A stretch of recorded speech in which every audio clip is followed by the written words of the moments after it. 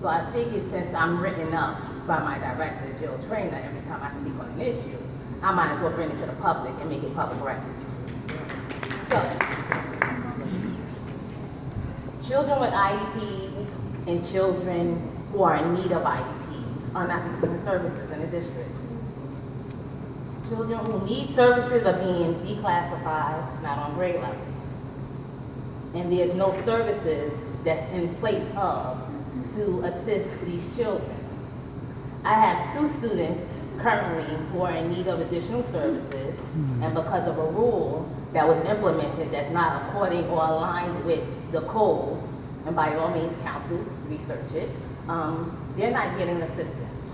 The Department of Special Services has lost 14 people in the last year and 2 more as of March. As much as you and others would like to believe, I'm here to tell you that it's not due to effective leadership. We have lost more people in a year than the 10+ years that I have been employed. Retention of employees is an aspect of effective leadership. Therefore, I guess Dr. Bonner was doing something correctly, because the mayhem we are currently in is the full ownership of Jill Trainer.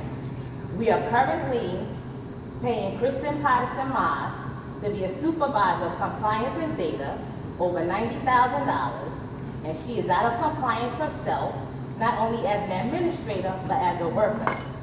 So, in response to the emails that I have received over the past 2 days from Jill Trainer, I'm here to tell you, and I'm going to answer her email. Evidence-based, as aligned with Camden City School District core values, I have the evidence. So, what are we going to do that we are currently out of compliance, and we're paying someone who was out of compliance, evidence-based, to try to bring us in compliance? You can't ask someone who was not in compliance to bring us in compliance. The other question I have, since we're one big global happy family, who should I write up, or who should I contact the federal government on with IDEA when we have over 250 kids in charter schools not being serviced? Who's responsible for those children that I teach? Is it yourself? Is it Ms. McComb? Is it Jill Trainer? Who's servicing those kids? So when we sit here and we have parents come up to degrade our public schools, it's not about the school. It's about the children in the school. We're not here, and we're not against the parents. We're not against KIPP. We're against that you yourself continuously set us up to look like failures to promote the charter schools. All right. That's the issue. All right. Keep talking. In closing, what I'm going to say is that normally I attend meetings on a monthly basis. I'm not attending any meetings no more. I have a First Amendment. I have freedom of speech. And because I have brought issues via email and in person since October to this district and administration, and I have been written up unjustifiably, and my rebuttal is coming, okay, I'm going to take my information to the outside. I'm going to start talking to reporters. I'm going to start talking to bloggers. I'm not speaking or meeting anymore with check-ins because a wise person told me, Alan Camden, you can't keep talking to liars and calling a conversation. That's right. President of the Camden, but it's like since you open up a new school, it's the great formula. You know, share that formula with the, as they call it now, traditional public schools. If opening a new school changes everything, why isn't our public schools, traditional public schools as we call them, getting this?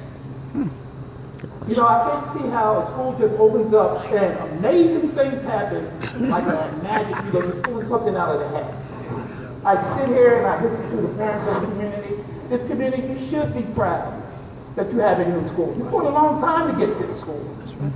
And this community. The community should be proud.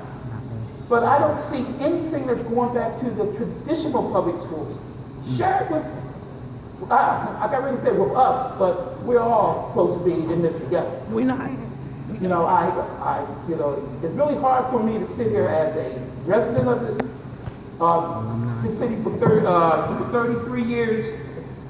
Okay, a product of this school system, the traditional. I know it worked because I'm here. All right. All right. Fine. Okay, we were giving opportunities. The playing field is not level, guys. It's not level. This is like a roasting of the traditional public schools tonight. And I really don't appreciate that. Me either. I'm a person that, if you're going to be able to talk about change, let's change.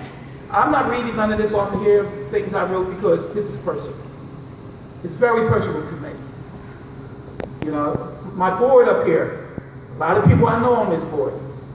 You know, where is the commitment to the traditional public schools? Right. Yeah. Right. Good question. Where is it? I don't see it. Where you came from? Kids don't have books. It's like we went back and burnt books back in the 1500s with this e-book stuff. Where is the teaching of the Dewey Decimal System? Where is the tradition of holding a book in your hand? I raised 2 kids that were A and B students. Why? Because I gave them a book at an early age. Still today, they pick up a book and they read it. That's right. Okay, I understand going into the computer age. Sure, we should have that. And I have nothing against KIPP. I have nothing against Uncommon. I have nothing against any of the charter schools that are here.